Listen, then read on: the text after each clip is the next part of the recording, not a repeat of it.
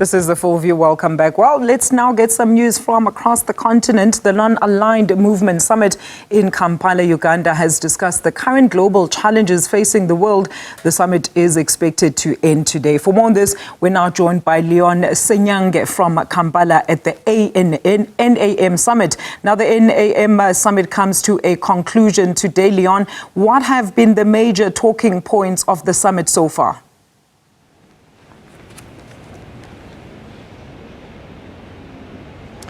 Well, very much so. Interesting that over the last 5 days, the very big talking point has been the Israel-Gaza crisis. And we've just come out of a press conference by the president of the UN General Assembly, Dennis Francis, therein. He critically said that this has been an extremely frustrating moment, or a few months since the October 7th attack there, and that's part of the Israel-Gaza crisis. He believes that there must be an immediate end to this particular conflict, insisting that there must be a return of hostages, a cessation of the violence, and of course the access to humanitarian aid. And this will definitely be the major talking point as we wait for the Kampala Declaration, the political declaration, with many of the leaders attending the Non-Aligned Movement Summit here, having their voice on that particular crisis. And we're definitely waiting for what the movement itself will be coming out to say.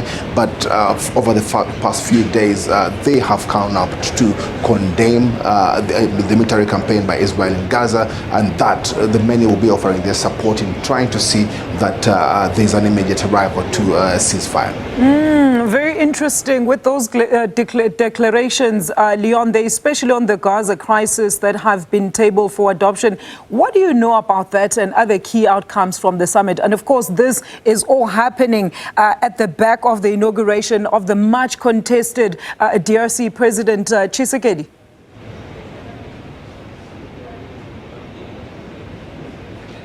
Well, yes, absolutely. Africa has taken a center stage in this particular summit. It's been hosted in Africa, and very much so some of the African issues have come through in regard to economic development. How much does Africa benefit from being members of the Non-Aligned Movement? What are those opportunities that are going to come through for the African countries beyond the political discussions that have been on the side? But importantly, though, is the fact that on the sidelines, the disputes within the continent have been an issue to discuss. The war in Sudan, the dispute between Ethiopia and Somalia, and the coups that have existed on the continent, plus now the political sphere of things within the Democratic Republic of Congo, where many heads of state actually left the summit to go for the inauguration of President Felix Tshisekedi, including President Cyril Ramaphosa, who departed last evening for that. So it remains a very critical issue how the African nations will be navigating the political space, but importantly though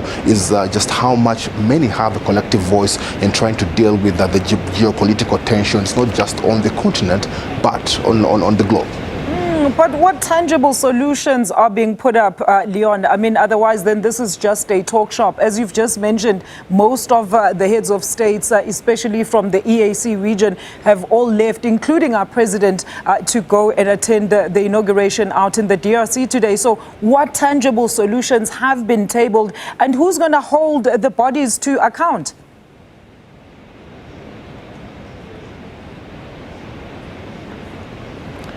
The biggest call from many of the speakers here, and some international organization heads and also heads of state, is dialogue. Many are pushing for those in disputes and conflict to sit down and have a discussion on the issues.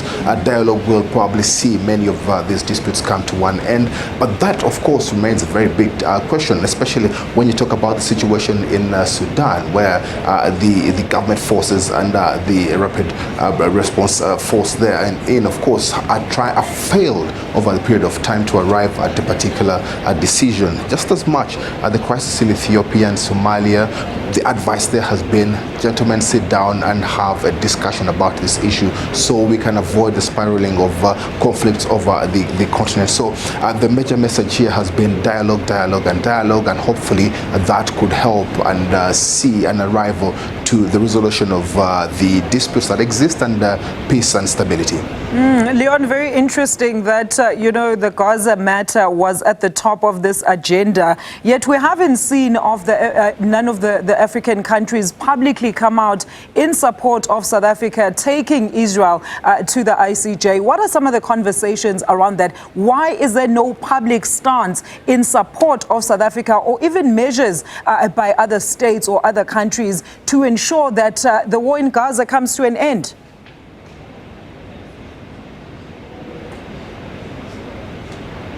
Well, it's very interesting that you actually bring that matter up, and it's very important to note the relationship between some of the African countries and Israel therein, and many have been silent or even still have had a subtle approach to how they are dealing with the matter, and it's been one of the talking points here for many of the experts we've spoken to. How does a country like Uganda, now hosting the NAM summit, try and deal with or have as much of a say in trying to castigate Israel for its military campaign, yet it just as much has much to benefit from Israel. So the approach to that entirely depends on how the African countries are relating with Israel in itself. They many don't want to come out to be seen as being against what and breaking that relationship they have. We have had the DRC and Kenya come out strong to condemn Israel, but just as much the effort by South Africa has been commended in some other spaces and corners, because indeed the arrival at the end of this crisis that has affected more than 25,000 people. 25,000 people have lost their lives and thousands have been displaced, and it's bordering towards a very huge humanitarian crisis, is one that remains a very huge concern, not just for the globe, but also importantly for the African countries, and definitely for them to arrive at, it's been a delicate approach for many of the African nations in this matter. And in closing, Leon, I mean, as the summit comes to a wrap today, what can you tell us has been the general sentiment and, of course, the expectation that will arise from the talks and debates that have taken place at the summit?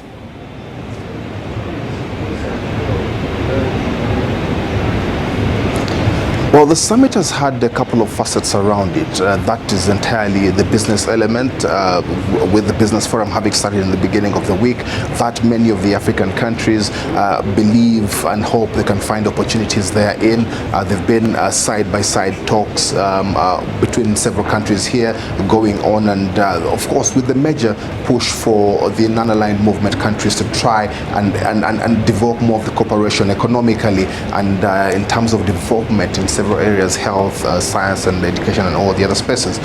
So that has been one of the areas that many could feel has been a benefit to the NAM nations. The political side of things has also offered a different tandem to how the discussions have been going on here. Many have looked at the Israel-Gaza conflict, like we have been talking a lot more here, but then also the arrival at ending the disputes that exist, and particularly on the continent. Like I said earlier, the Sudan war and also the Somalia-Ethiopia dispute therein, and several other situations that have existed on the continent. So the message here entirely for many and the discussions have been, how can we try and de-escalate all these kind of political tensions that exist, but then also enhance and grow the spirit of peace and stability. That many expect that will come out of the discussions that have been going on here, and the countries could probably have better relations going forward. All right, Leon, thank you so much for that sound update there. That is Leon Ssenyange. He's in Kampala for us, and he was giving us a wrap of the ANM summit.